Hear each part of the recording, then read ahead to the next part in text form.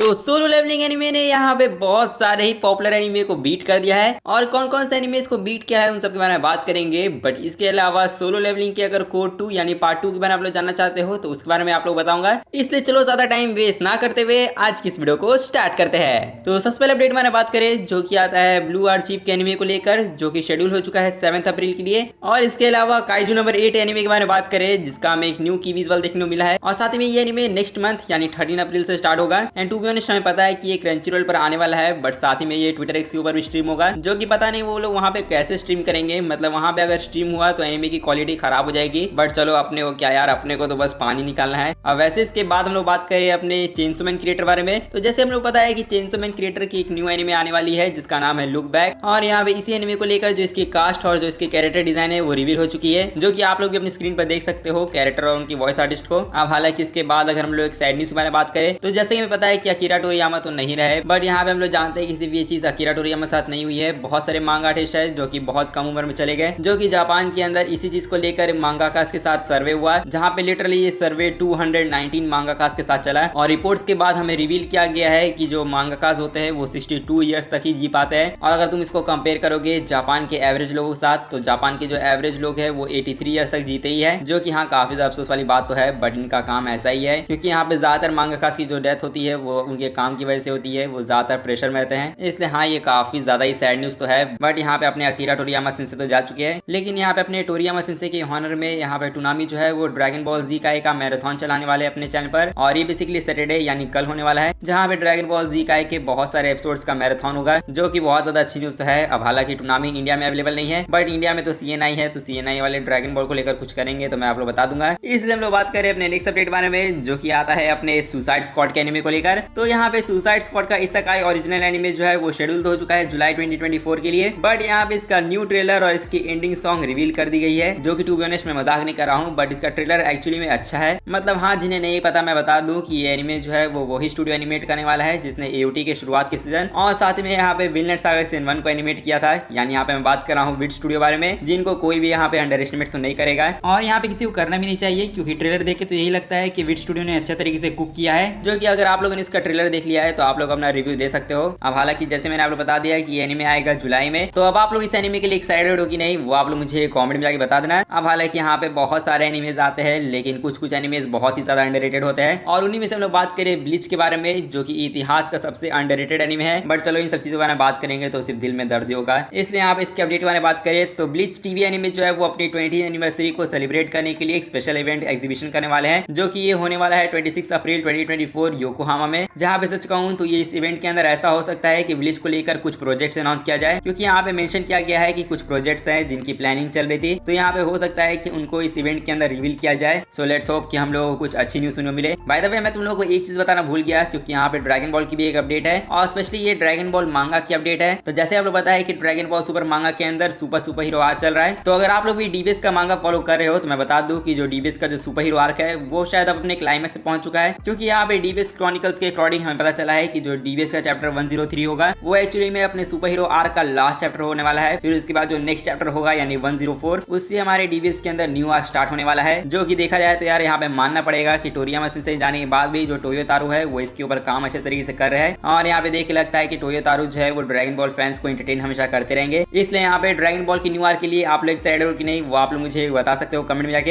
And अब इसके बाद हम लोग बात करें अपने नेक्स्ट अपडेट बारे में, जो कि आता है अपने पोकेमॉन होराइजन्स और माय हीरो एकेडमिया को लेकर। तो पोकेमॉन होराइजन के लेटेस्ट एपिसोड के अंदर हम लोगों को काफी सरप्राइज वाले सीन देखने को मिले हैं। मतलब पोकेमॉन होराइजन्स के लेटेस्ट एपिसोड के अंदर माय हीरो एकेडमिया का जो टॉप हीरो है यानी ऑल माइट, उसको यहाँ पे रेफरेंस दिया गया है, जो कि यहाँ अगर आप लोग पोकेमॉन होराइजन्स देखते होगे तो शायद आप लोगों ने इसको नोटिस किया होगा। बट पोकेमॉन होराइजन्स के अंदर एक पोकेमॉन को फीचर किया गया है जिसका नाम पैल्फिन है, और यहाँ पे पैल्फिन जो है वो एक ऐसा पोकेमॉन है जो कि अपने आप को ट्रांसफॉर्म कर सकता है हीरो वाले फॉर्म में। मतलब जिस तरीके से अपना ऑल माइट ट्रांसफॉर्म हो जाता है हीरो वाले फॉर्म में, वैसे ये पोकेमॉन भी है। और इसके अलावा पोकेमॉन होराइजन्स के अंदर एक और कैरेक्टर है जिसका नाम है लडलू या फिर लूडलू, बट यहाँ पे इस कैरेक्टर की भी एक सीक्रेट आइडेंटिटी है जिसका नाम है माइटी जी, जो कि ये भी अपने ऑल माइट का ही रेफरेंस है। मतलब देख के लगता है कि जो पोकेमॉन होराइजन्स बना रहे हैं वो यहाँ पे ऑल माइट के बहुत बड़े वाले फैन है, जो कि चलो अच्छी बात है। बट यहाँ पे हम लोग बात करें अपने नेक्स्ट और लास्ट अपडेट के बारे में, जो कि आता है अपने सोलो लेवलिंग को लेकर। तो सच कहूं तो यहाँ पे सोलो लेवलिंग ने बहुत सारी ही क्रेजी चीजें कर दी है। मतलब यहाँ पे सबसे पहले हम लोग सोलो लेवलिंग के सबसे क्रेजी अपडेट के बारे में बात करें तो क्या आप लोग पता है कि जो सोलो लेवलिंग है वो अपना 7th मोस्ट पॉपुलर एनीमे बन चुका है क्रंची क्रंची रोल पर। और हाँ, जो लिस्ट है वो आप लोग अपनी स्क्रीन पर देख सकते हो। एंड यहाँ पे एक चीज देखोगे तो यहाँ पे नंबर 1 पे वन पीस है, नंबर 2 पर डीमन स्लेयर, नंबर 3 पे जुजुत्सु काइसन, नंबर 4 पर है चेनसो मैन, नंबर 5 पर है स्पाइक्स फैमिली, नंबर 6 पर है अटैक ऑन टाइटन और नंबर 7 पर है अपना सोलो लेवलिंग। जो कि आप लोग कहोगे कि यार ये 7th नंबर पे ही तो है, बट यहाँ पे सोलो लेवलिंग से जो नीचे एनीमे है वो और भी ज्यादा कमाल के है, जैसे माय हीरो एकेडमिया और साथ ही में मोसुकु टेंसाई। फिर 10th नंबर पे है नारुतो शिपुडेन और भी बहुत सारे कमाल के एनिमेस नीचे है। जो कि मेरे कहने का मतलब ये है कि सोलो लेवलिंग ने यहाँ पे इतने सारे कमाल के एनिमेस को बीट कर दिया है। Even Naruto Shippuden, black clover, my hero academia जैसे एनिमे को भी इसने सरपास कर दिया। जो कि देखा जाए तो ये बहुत ही ज्यादा बड़ी चीज है, क्योंकि यहाँ पे सोलो लेवलिंग के इस एनिमे ने सिर्फ 9th एपिसोड के साथ ये सब चीजें की है। मतलब यहाँ पे सोलो लेवलिंग के सिर्फ 9 एपिसोड आए हैं और उसने नारुतो शिपुडेन के 500 एपिसोड को बीट कर दिया। जो कि हाँ, यहाँ पे सोलो लेवलिंग का क्रेज तो अभी कुछ ज्यादा ही है फैंस के बीच में। बट एक सेकंड, यहाँ पे क्रंचीरोल के पूरे पॉपुलर एनिमे की लिस्ट मैंने देख ली, पर यहाँ पे ब्लीच का नाम कहाँ है? साला ये दुख का खत्म नहीं होता बे।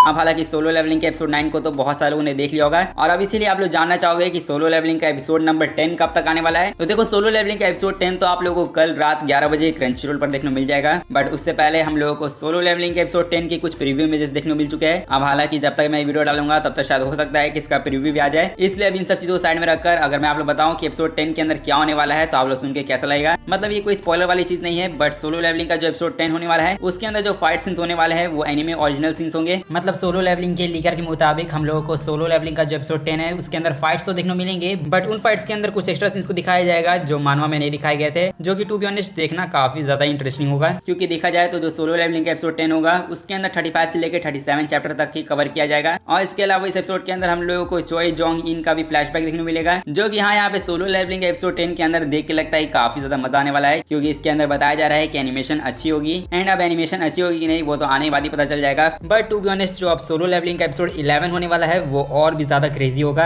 और ऐसा मैं इसीलिए कह रहा हूँ क्योंकि सोलो लेवलिंग के एपिसोड 11 के अंदर जिस चीज का इंतजार आप लोग कर रहे हो वो चीज आप लोग देखने मिलेगी, यानी वो फाइट जिसके लिए आप लोग इंतजार कर रहे थे। एंड इसके अलावा जो सोलो लेवलिंग का एपिसोड 12 होगा वो तो और भी ज्यादा ही खतरनाक होगा, क्योंकि उसके अंदर हमारे शैडो मोनार्क की एंट्री होगी, प्लस हमें अराइज वाला मोमेंट फाइनली देखने मिलेगा एनिमे के अंदर, जिसके लिए सच कहूँ तो मैं काफी ज्यादा एक्साइटेड हूँ। अब हालांकि मैं जानता हूँ कि सोलो लेवलिंग के एपिसोड जैसे से आ रहे हैं वैसे सोलो लेवलिंग अपने एंड पे पहुंच रहा है, क्योंकि यहाँ पे सोलो लेवलिंग के सीजन 1 के अंदर शायद 12 एपिसोड होने वाले थे। बट यहाँ पे ये चीज मैंने पहले ही बताई थी और फिर से बता देता हूँ कि ये सोलो लेवलिंग के पार्ट 1 के अंदर इतने एपिसोड होने वाले हैं। मतलब ये चीज तो मैंने आप लोगों को बहुत पहले ही बता रखी थी कि सोलो लेवलिंग के अंदर 2 कोर्स होने वाले हैं, यानी 2 पार्ट्स होंगे। और यहाँ पे सोलो लेवलिंग के कोर 2 के हमें कुछ लीक्स देखने मिले हैं, जिसमें अपने चाहिन और अपने बीरू का पार्ट 2 का आर्ट स्टाइल देखने मिला है। एंड आप लोग सोचो कि ये लीक किसने दी होगी। अब यहाँ पे आप लोग कहोगे कोई लीकर नहीं दिया होगा, बट एक्चुअली में ऐसा नहीं है। ये लीक्स जो है वो अपने खुद क्रंचीरोल ने दी है, और ऐसा इसीलिए क्योंकि जब सोलो लेवलिंग की 2 पार्ट की डॉक्यूमेंट्री क्रंचीरोल ने रिलीज की तब उसके अंदर ये लीक्स हम लोग को देखने को मिले, जो कि मेरी तरफ से यहाँ पे क्रंचीरोल को थैंक यू, क्योंकि उन्होंने इतनी अच्छी चीज लीक कर दी हम लोगों के लिए। और यहाँ पे इसका मतलब ये है कि जो सोलो लेवलिंग का जो सबसे पीक मोमेंट होने वाला है यानी जीजू आइलैंड रेड, वो एक्चुअली हम लोग को दिखाया जाएगा पार्ट 2 में। और हाँ, जिन्हें नहीं पता मैं बता दूं कि ये सबसे एपिक आर्क होगा सोलो लेवलिंग के अंदर। और सच कह रहा हूँ, जब ये आर्क एनिमे के अंदर दिखाया जाएगा तब हो सकता है कि ये क्रंचीरोल के सर्वर को क्रैश कर दे, या फिर आपके पायरेटेड वेबसाइट का भी सर्वर क्रैश कर सकता है ये, जो कि अब कुछ भी हो सकता है। सोलो लेवलिंग के मानव फैंस जानते हैं कि हम लोगों को क्या क्या क्रेजी चीज देखने मिलने वाली है। और बाय द वे यहाँ पे आप लोगों ने चाहिन और बीरू का तो लुक देख लिया, बट यहाँ पे संग जिनवू का जो फाइनल लुक होगा वो ऐसा होगा।